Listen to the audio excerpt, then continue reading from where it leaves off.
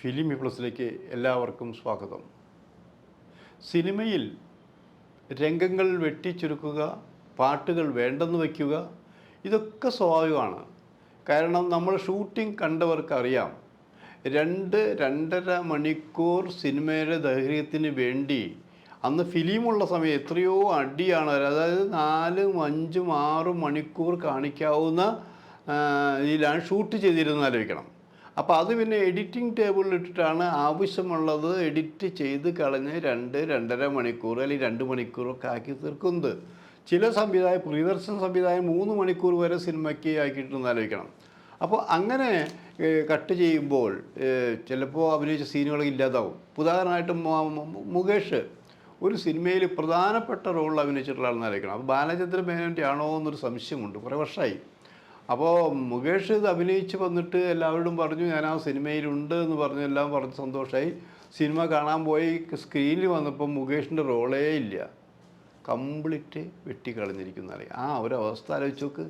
ഇങ്ങനെ പലരുടെയും സീനുകൾ വെട്ടിക്കുറച്ചിട്ടുണ്ട്. അത് അപ്പോൾ ചോദിക്കും, നിങ്ങൾ സൂപ്പർ സ്റ്റാറുകളുടെ സീനുകളെല്ലാം നിങ്ങൾ വെട്ടി മാറ്റാൻ ധൈര്യമുണ്ടോ എന്നുള്ളത്. സൂപ്പർ സ്റ്റാറുകളുടെയും സീനുകളെല്ലാം കുറയ്ക്കാണ്ട് പറ്റില്ല. കാരണം 5 മണിക്കൂർ 6 മണിക്കൂർ ഷൂട്ട് ചെയ്താൽ എഡിറ്റ് ടേബിൾ അവരുടെ സീനുകളും അത്യാവശ്യമുള്ളത് എടുത്ത് ബാക്കിയുള്ളത് കട്ട് ചെയ്യാറുണ്ട്.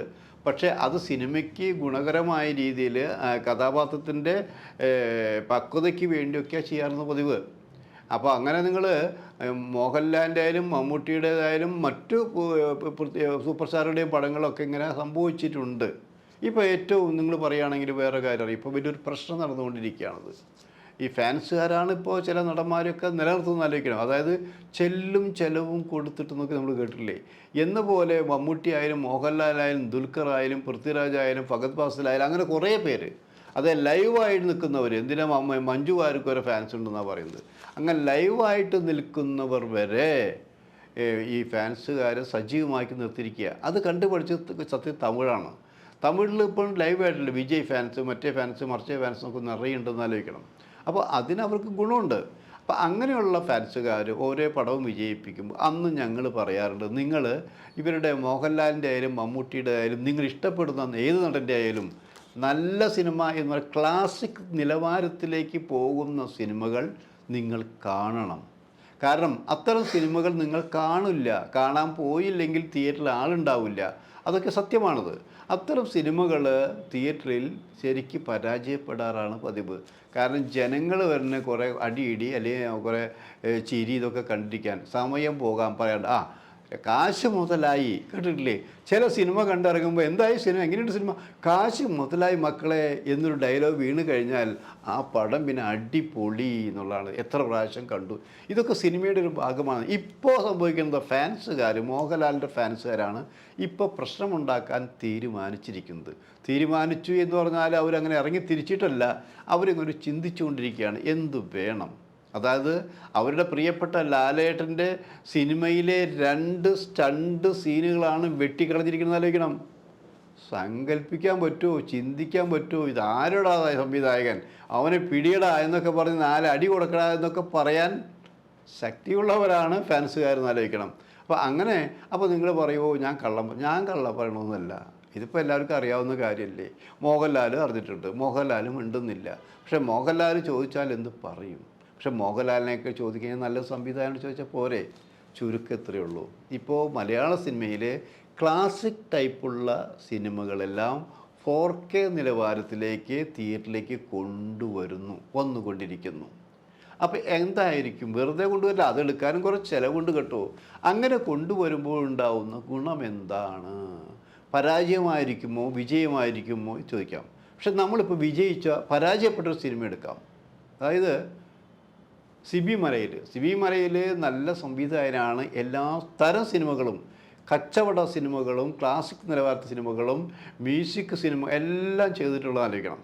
പക്ഷേ കുറേ കാലമായിട്ട് എന്താണെന്ന് അറിയില്ല, സിബി മലയിൽ അധികം പടങ്ങളും ചെയ്ത് കാണുന്നില്ല എന്നുള്ളതാണ്. പക്ഷേ ആ നല്ല സംവിധായകൻ, നല്ല സുഹൃത്ത് ഇങ്ങനെ മലയാള സിനിമയിൽ നിന്ന് മാറി നിൽക്കുന്നത് ശരിയല്ല എന്ന പക്ഷക്കാരനാണ് ഞാൻ ആലോചിക്കണം. അപ്പോൾ ഇത് പറഞ്ഞു വരുന്ന 24 വർഷം മുമ്പ് സിബി ചെയ്തൊരു സിനിമയാണ് ദേവദൂതൻ. ജയപ്രദ അന്ന് ജയപ്രദ എന്ന് പറഞ്ഞാൽ നമ്മുടെ പ്രേക്ഷകർക്ക് ഹരം കൊണ്ടിരുന്നൊരു സമയമാണെന്ന് ആലോചിക്കണം. പിന്നെ വിജയലക്ഷ്മി എന്നുള്ളൊരു നടിയുണ്ടായിരുന്നു മോഹൻലാലിനൊപ്പം. അപ്പോൾ മോഹൻലാലിൻ്റെ നായികമാർ മോഹൻലാൽ അഭിനയിക്കുന്നു. അതിൽ പടം ഒരു പ്രത്യേക പടമാണ്, മുരളിയുണ്ട് അതിൽ. ആ പടം ഒരു പ്രത്യേക ടൈപ്പ് പടമാണ്. നിങ്ങളാരും കണ്ടിരിക്കാൻ സാധ്യതയില്ല എന്ന് എനിക്ക് തോന്നുന്നു. കണ്ടിട്ടുണ്ടോ? കണ്ടിട്ടുള്ളവർ പിന്നെ കോപിക്കൊന്നും വേണ്ട, കണ്ടോ ശരി. അപ്പോൾ അങ്ങനെ വരുമ്പോൾ ആ സിനിമ 20 വർഷത്തിന് ശേഷം, അല്ല ഞാൻ ഉറപ്പ് പറയുന്നു നിങ്ങൾ ആ സിനിമ കണ്ടിട്ടില്ല. കാരണം അത് അട്ടർ ഫ്ലോപ്പായ ഒരു സിനിമയായിരുന്നു എന്ന് ആലോചിക്കണം. സിയാദ് കോക്കർ എന്നുള്ള നല്ല പ്രൊഡ്യൂസറാണ് ആ സിനിമ ചെയ്തെന്ന് ആലോചിക്കണം. ആ സിനിമ നല്ല ക്ലാസിക് നിലവാരത്തിലുള്ള സിനിമയായിട്ട് പോലും തിയേറ്ററിൽ ആ സിനിമ ഫ്ലോപ്പ്. അതായത് നമ്മൾ പോലെ കെട്ടിവെച്ച കാശ് കിട്ടില്ല എന്നൊക്കെ പറയാറില്ലേ, അത് കെട്ടിവെച്ച കാശ് കിട്ടില്ല എന്ന് പറഞ്ഞാൽ പൊട്ടി പൊളിഞ്ഞു പോയൊരു സിനിമയാണെന്ന് ആലോചിക്കണം. പക്ഷെ മനോഹരമായൊരു സിനിമ, നല്ലതാണെന്ന് വല്ല പറഞ്ഞിട്ട് കാര്യമുണ്ടോ? അന്ന് ഈ ഫാൻസുകാരോടൊക്കെ സിനിമ കാണാൻ കയറിയിരുന്നെങ്കിൽ ഈ സിനിമ ഫ്ലോപ്പാക്കുമായിരുന്നോ? ഇല്ലല്ലോ. അപ്പോൾ അതിലെന്താ ഇത്, അതിൽ ചില കാര്യങ്ങൾ ചെയ്തിട്ടുണ്ട്. കാരണം ഈ സിനിമ ഓടാൻ സാധ്യത കുറവാണ് എന്ന് മനസ്സിലാക്കിക്കൊണ്ട് തന്നെ ഓടാനുള്ള ചില കഷ്ണങ്ങൾ അതിൽ ചേർക്കും. നമ്മളല്ലേ ചില മസാലക്കൂട്ടെന്ന് പറഞ്ഞ പോലെ കഷ്ണങ്ങൾ ചേർക്കും. ഇച്ചിരി കോമഡി, അല്ലെങ്കിൽ ഒരു കുളി സീൻ, അല്ലെങ്കിൽ 2 ആക്ഷൻ കൂടുതൽ, ഇങ്ങനെ കുറേ മസാലകൾ, ഉപ്പ് മല്ലി മുളക് എന്നൊക്കെ പറഞ്ഞ പോലെ ഇങ്ങനെ ചില ഐറ്റംസൊക്കെ അന്ന് ചേർക്കാറുണ്ട്. ഐറ്റംസ് എന്ന് പറഞ്ഞാൽ വേറെ ഐറ്റം ഉണ്ട്. ആദ്യകാലത്ത് ശശികുമാറിൻ്റെയും AB രാജിൻ്റെയും അടക്കമുള്ള സിനിമകൾ കണ്ടവർ നോക്കുക. അതിൽ എത്ര വലിയ നടനെ പ്രേംനസീർ എന്ത് നന്നായിട്ട് ചെയ്താലും എന്തായാലും ജയമാലിയുടെ ഒരു നൃത്തം മാത്രം വയ്ക്കും.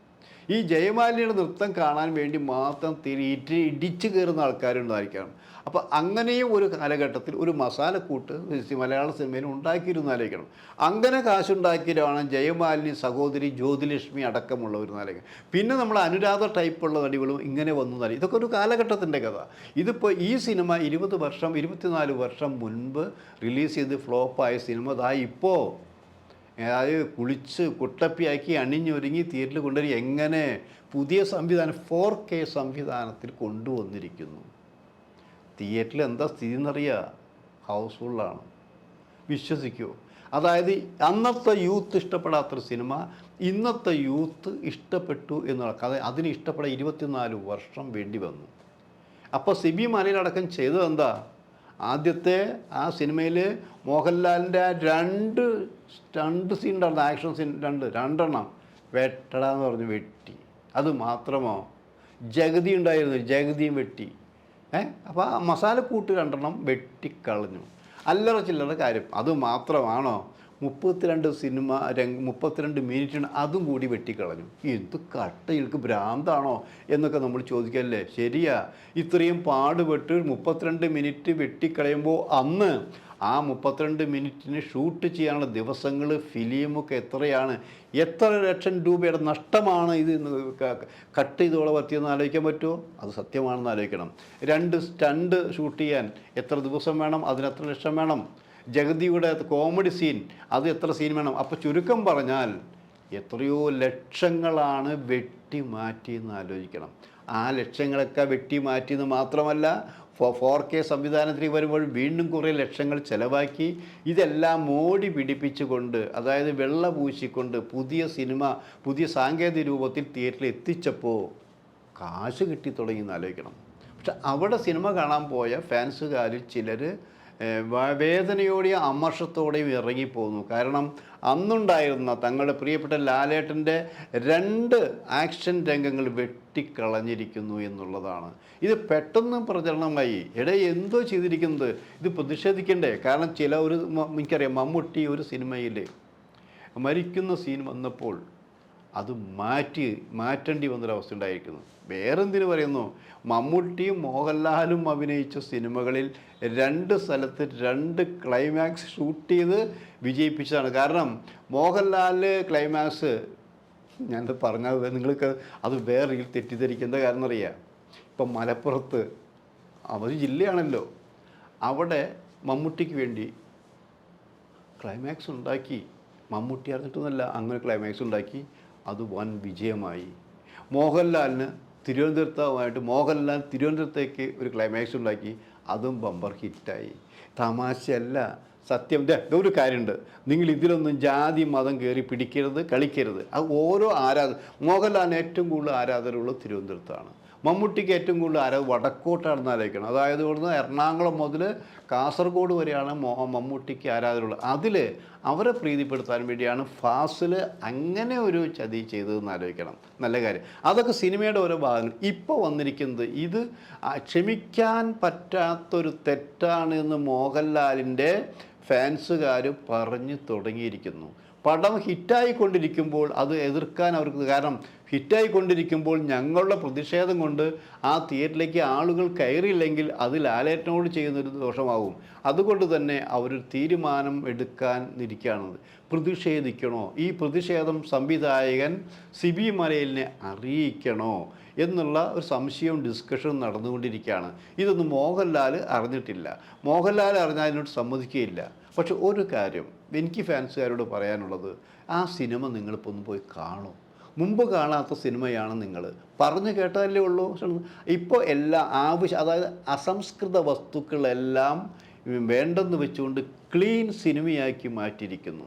നമുക്കതല്ലേ നല്ലത്. നല്ലൊരു സിനിമ കണ്ട് ആസ്വദിക്കാം, നല്ലൊരു സിനിമയ്ക്ക് വേണ്ടി സപ്പോർട്ട് ചെയ്യാം. അങ്ങനെ ഈ ദേവദൂതൻ ഇപ്പോൾ തിയേറ്ററുകളിലെല്ലാം, കുറച്ച് തിയേറ്ററുകളിൽ ഇപ്പോൾ കുറഞ്ഞിട്ടുള്ളൂ, എല്ലാ തിയേറ്ററുകളിലും കളിച്ചുകൊണ്ട് മലയാളത്തിൻ്റെ ഒരു പുതിയ മുഖം, ഒരു നല്ല സിനിമ കാണാനുള്ള അവസരം നിങ്ങൾ കൂടി ഉണ്ടാക്കൂ. പ്രതിഷേധിക്കരുത്. ഇത് മോഹൻലാലിൻ്റെ പടം തന്നെയാണെന്ന് വിചാരിച്ചുകൊണ്ട് ഫാൻസുകാർ ഈ സിനിമ കാണാൻ തിയേറ്ററിലേക്ക് പോകണമെന്ന് മാത്രമേ ഞങ്ങൾക്ക് പറയാനുള്ളൂ.